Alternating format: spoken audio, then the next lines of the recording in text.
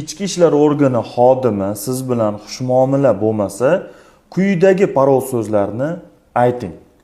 Va uni aqli bo'ladigan bo'lsa, o'zi tushunib oladi. Birinchisi 3413.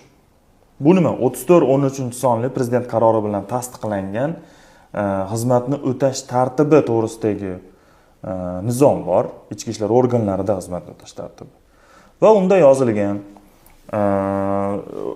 xushmuomala bo'lmaydigan bo'lsa fuqarolar bilan bu ichki ishlar organi xodimining sha'niga putur yetkazuvchi xatti-harakat deb hisoblanishi mumkin va bu qo'pol ravishda buzish hisoblanadi va bu bilan o'sha intizomiy jazo sifatida u bo'shatilishi mumkin.